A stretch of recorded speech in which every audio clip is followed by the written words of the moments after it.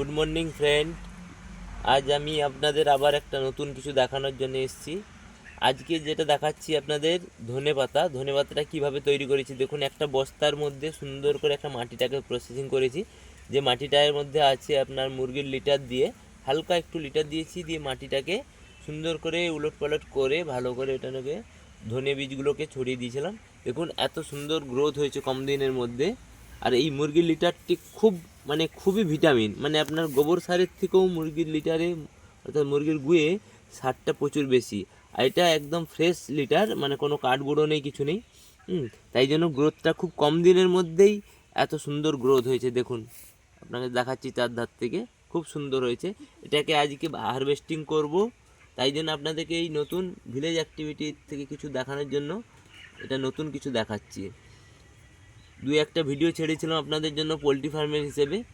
আজ আমি আপনাদের দেখাচ্ছি ধনেপাতা কীভাবে গ্রোথ হয়েছে। দেখুন এটাকে আজকে হারভেস্ট করব, কাটিং করব, কারণ অনেক বড় হয়ে গেছে, এবারে কেটে নিতে হবে নরম নরম পাতাগুলো।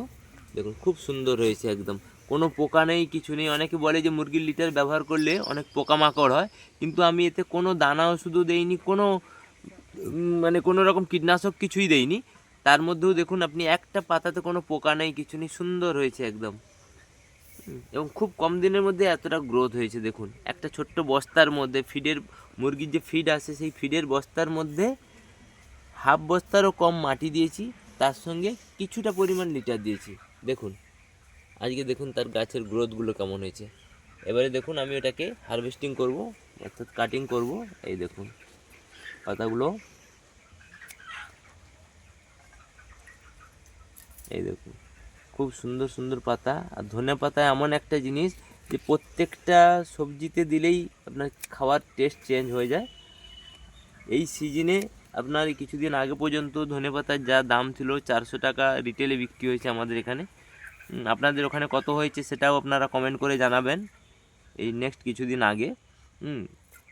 তো এই কারণে আমরা বলি যে সবজি টবজি এখন বাড়িতে একটু যদি আপনারা করেন, ভালো করে আপনারা সবজি চাষ করেন টুকটাক করে, তাহলে অনেকটা ভালো। কারণ সবজির যেভাবে দাম হয়ে যাচ্ছে, এবারে বাড়িতে টুকটাক করলে খেতেও একটা নিজের বাড়ির জিনিস তুলে খেতেও একটা আলাদা মজা পাওয়া যায়।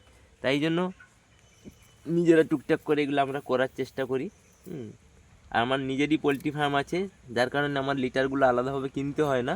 তার কারণে এগুলো সুন্দর সুন্দর সবজির গাছগুলো ফলাতে পারি এখানে। দেখুন এই কিছুটা করে রেখে রেখে কেটে নিচ্ছি, যাতে কি ওইটা থেকে আবার ধনেপাতা বেরোবে। দেখুন এই দেখুন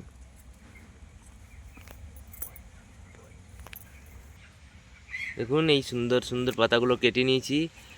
আপনারা এই ভিডিওটা দেখার পরে বলবেন কেমন লাগলো, অবশ্যই কমেন্ট করবেন, দিলে আমার আবার নতুন নতুন কিছু ভিডিও দেখানোর জন্য আমার আগ্রহ বাড়বে। তো আরও নতুন কিছু তথ্য নিয়ে আপনাদের দেখাবো। এবং আপনাদের অনুরোধ থাকলো আমার চ্যানেল থেকে কি আপনারা একটু ভালো করে এগুলোকে শেয়ার করবেন, ভালো কমেন্ট করে দিবেন, আর সাবস্ক্রাইব করে দিবেন।